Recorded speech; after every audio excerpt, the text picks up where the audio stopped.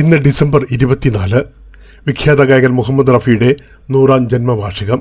Indian cinema ലോകത്തെ ആദ്യകാല പിന്നണി ഗായകനായ മുഹമ്മദ് റഫി 7405 ഗാനങ്ങളാണ് ലോകത്തിന് സമ്മാനിച്ചത്. റഫിയുടെ കടുത്ത ആരാധകനാണ് ചലച്ചിത്ര നടൻ ജയരാജ് വാര്യർ. മുംബൈ സന്ദർശന വേളയിൽ അനശ്വര ഗായകന്റെ ബാന്ദ്രയിലെ വീട്ടിലെത്തി ആദരാഞ്ജലി അർപ്പിച്ച് മടങ്ങുമ്പോൾ സംഗീതത്തിന്റെ ശ്രീകോവിലെത്തിയ അനുഭൂതിയെന്നാണ് നടനും ഗായകനുമായ ജയരാജ് വാര്യർ പറഞ്ഞത്. അനശ്വര ഗായകന്റെ ഓഫീസായി ഉപയോഗിച്ചിരുന്ന മുറി ഇന്ന് ഒരുപാട് ഓർമ്മകൾ പേറുന്ന മ്യൂസിയമാണ്.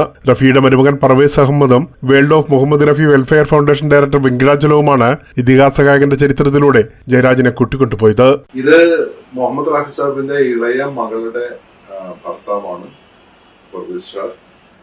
ബാക്കി എല്ലാ കാര്യങ്ങളും വെങ്കിട് സാറാണ് സംസാരിക്കാൻ പോകുന്നത്. എനിക്കിവിടെ വന്നപ്പോ സത്യത്തിൽ പറഞ്ഞാൽ ഇതൊരു അത്ഭുത ലോകത്ത് ഞാൻ ബന്ധപ്പെട്ട പോലെ അത്രയും വലിയൊരു പോസിറ്റീവ് വൈബ്സ് എനിക്ക് കിട്ടിക്കൊണ്ടിരിക്കുകയാണ്. ലോകത്തിന് ഇന്ത്യ സമ്മാനിച്ച മഹാഗായകന്റെ വീട്ടില് അദ്ദേഹത്തിന്റെ റെക്കോർഡ്സും അദ്ദേഹത്തിന്റെ അവാർഡുകളും അദ്ദേഹത്തിന്റെ ഷീൽഡുകളും അദ്ദേഹം ഉപയോഗിച്ചിരുന്ന സാധന സാമഗ്രികളും എല്ലാം ഇതൊക്കെ ഒന്ന് എനിക്ക് എക്സ്പ്ലെയിൻ ചെയ്ത 6 ഫിലിംഫെയർ അവാർഡ്, പിന്നെ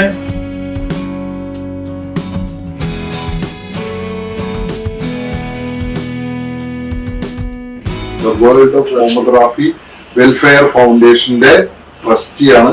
ഇദ്ദേഹത്തിന്റെ ശ്വാസത്തിലും ഇദ്ദേഹത്തിന്റെ രക്തത്തിലും ഇദ്ദേഹത്തിന്റെ ഹൃദയമിടിപ്പുകളിലും ഒരൊറ്റ നാമമേ ഉള്ളൂ, മുഹമ്മദ് റാഫി സാർ.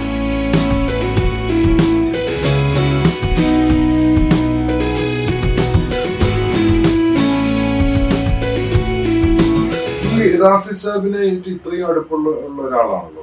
അദ്ദേഹത്തിന്റെ ഒരു ക്യാരക്ടർ എങ്ങനെയായിരുന്നു? അദ്ദേഹത്തിന്റെ ജീവിത രീതി രാവിലെ 4 മണിക്ക് കഴിക്കും, പച്ച എരുമപ്പാൽ കുടിക്കും, കുടിച്ചിട്ട് ഈ റൂമിൽ വന്നിട്ട് പ്രാക്ടീസ് തുടങ്ങി കഴിഞ്ഞാല് പിന്നെ ആരും ഡിസ്റ്റർബ് ചെയ്യാൻ സമ്മതിക്കില്ല.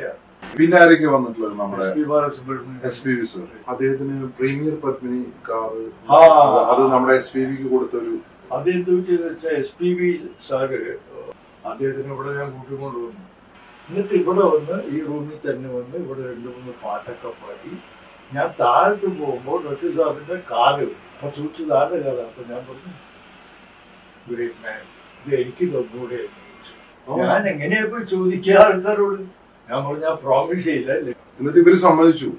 പിന്നെ റഫി സാറിന്റെ മക്കളല്ലേ. അതുപോലെ ജയേന്ദ്രൻ ചേട്ടന് ടൈ കൊടുത്തില്ല, അതെങ്ങനെയായിരുന്നു? ഒരു 2 കൊല്ലം മുമ്പ് ഞാൻ ഇതുമാതിരി SPV മേടി. Will you please give me one handkerchief of I told Parvez. ഞാൻ ഒന്ന് പർവേസ് സാറിനോട് ചോദിച്ചു. He gave me that time. ചേട്ടന് പറഞ്ഞെന്ന് വെച്ചാല് റഫി സാഹിബിന്റെ ഒരു റെപ്രസെന്റേറ്റീവ് ആയിട്ടാണ് താങ്കൾ വന്നത്.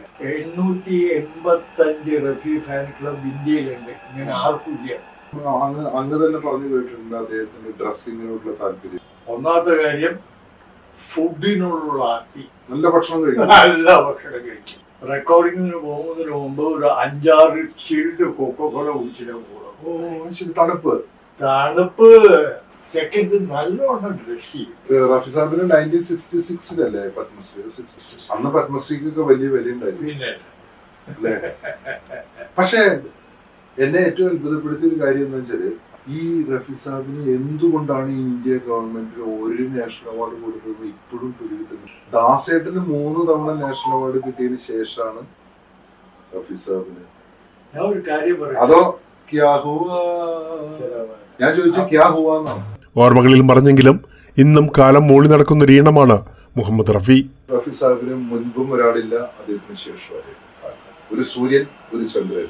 അദ്ദേഹത്തിന്റെ ജ്വലിക്കുന്ന ദീപ്തമായ ഓർമ്മകൾക്ക് മുന്നിൽ ഞങ്ങൾ എല്ലാവരും പ്രണമിക്കുന്നു.